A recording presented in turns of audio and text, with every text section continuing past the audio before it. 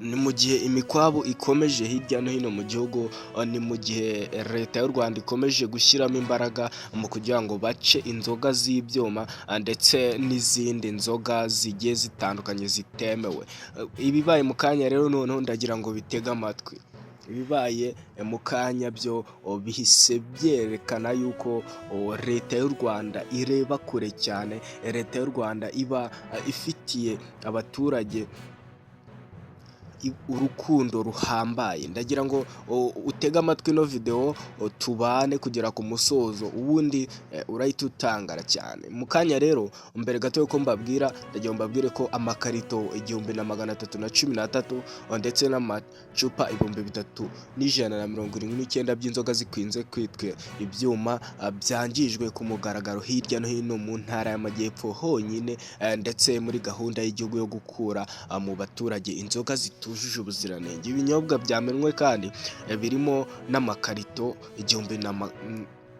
birimo amakarito 1313 y'ibinyobwa bw'ubwoko butandukanye, ndetse n'amacupa 3179 ndetse na litiro 31,269 z'inzoga z'ibikwangari. Ibyo rero ni amayoga amaze kuba yamenwa mu ntara y'Amajyepfo mu kanya kashize.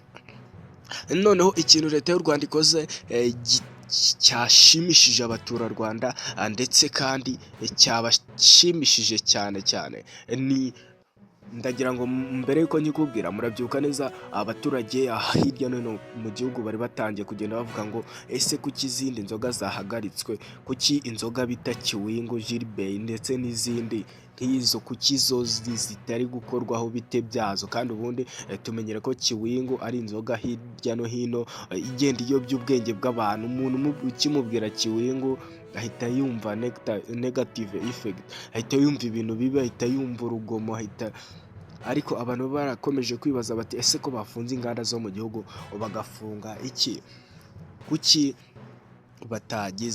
kuki batafunze inzoga ya Kiwingu?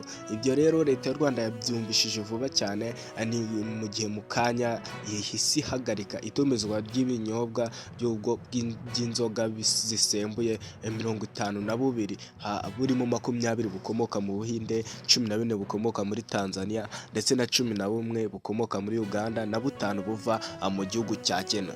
Rwanda FIDA rero, Food and Drugs Agency, yategetse abatumiza izi nzoga mu mahanga kuzikura ku isoko burundu. Ni icyemezo kigamije rero kurengera ubuzima bw'abaturage, barindwa inzoga zitujuje ubuziranenge. Ndagira ngo gato nkunyurire mu nzoga zamajije kuba zikurwa ku isoko. Ni inzoga abantu bari zari zihangayikishije abantu bavuga bati ese kuki izi nzoga zo baba bazisize bite? Abantu batangiye kubivugaho cyane, ariko leta y'u Rwanda yahise izikura. Ndakunyuriramo nkeya z'ingenzi, za zindi abantu bakunda kugenda bazumva mu matwi yabo.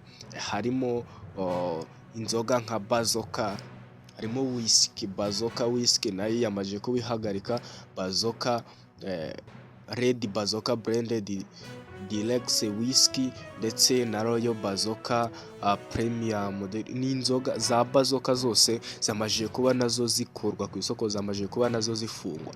Hakaza kandi na Kiwingu. Kiwingu ni inzoga abantu benshi bari bakomeje kugenda bavuga bati iyi nzoga kuki ikiri ku isoko, hamwe na Konyangi nayo yamaze kuba ikurwa ku isoko. Hakaza na Gin, iyi nzoga nayo yakuwe ku isoko. Hakaza na Club 5 Gin, hakaza na Bon 7 Whisky. Izo nzoga zose zamaze kuba zikurwa ku isoko. Akaba kandi ari n'umukwabu ukomeje kugenda bazihiga hirya no hino mu ngo z'abantu, kugira ngo barebe yuko hari abazihishe, ndetse no mu mabutike agiye atandukanye, haba mu mujyi no mu byaro. Ndagira ngo ukomeze ubane natwe kuri uno muyoboro, andi makuru agezweho uragenda uyabona 5 kuri 5.